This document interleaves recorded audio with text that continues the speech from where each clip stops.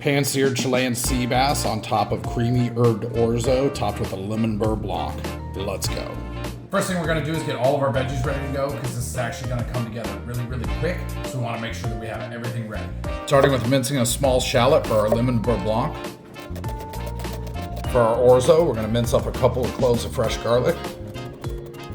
Then we're gonna mince up some fresh herbs. You can use whatever kind of herbs that you want or that you happen to have for this. I'm going with parsley and some tarragon. I had some basil too, but that apparently went bad, so just parsley and tarragon for me.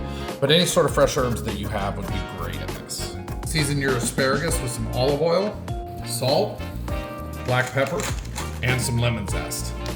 Toss it around to coat. Pop your asparagus into a 400-degree oven to roast until tender. Salt some water and let it come to a boil. Dump in your orzo and boil for about 8 to 10 minutes. Save just a little bit of the pasta water, drain it. In the same pan, back over medium heat, add in some butter. Once the butter's melted, add in your garlic and saute for about a minute just till it's fragrant.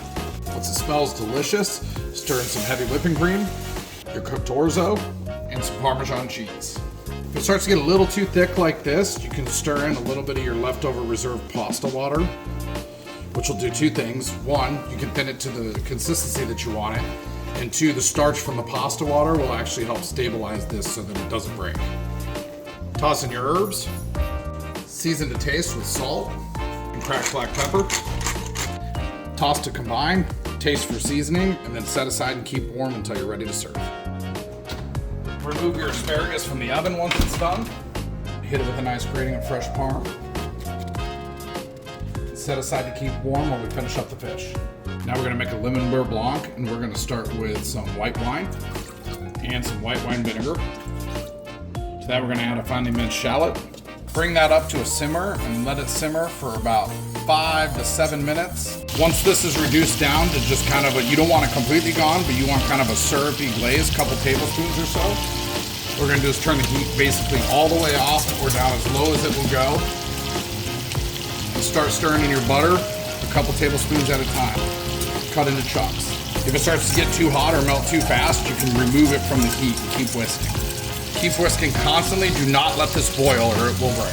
Shortly before your butter is melted, add in a couple more cubes. Once you've melted and stirred in a full cup, that's 2 sticks worth of butter into that, and it's all melted and emulsified. Stir in a little bit of lemon zest, the juice of that lemon, season to taste with salt. Strain your lemon beurre blanc through a fine mesh strainer. Set that aside and keep it warm. Do not let it boil. We can go ahead and start cooking our fish. Start with a couple of tablespoons of olive oil in a pan. Add a couple tablespoons of butter. Once your butter's all melting and the foaming's starting to subside, go ahead and add your Chilean sea bass. Cook them for a solid 3 or 4 minutes aside without moving so you develop a nice crust. Once you got a nice crust formed on the one side, go ahead and flip those over. Once your sea bass is just cooked through, about 130 to 135 degrees, remove and let it rest for a few minutes. Let's plate up.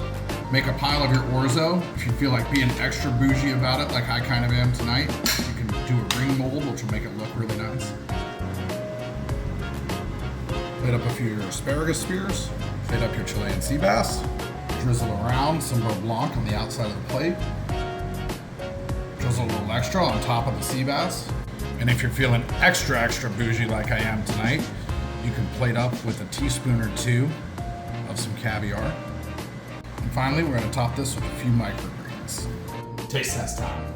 I gotta tell you, I'm really excited for this one. There's Chilean sea bass. I'm trying to get a little bit of each thing on here. A little caviar, a little orzo.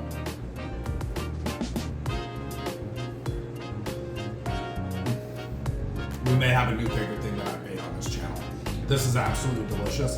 It actually is way less work than you would think. It's a showstopper you could pull out for people that would really impress them. And really it's about 30 to 40 minutes of actual work. Make this.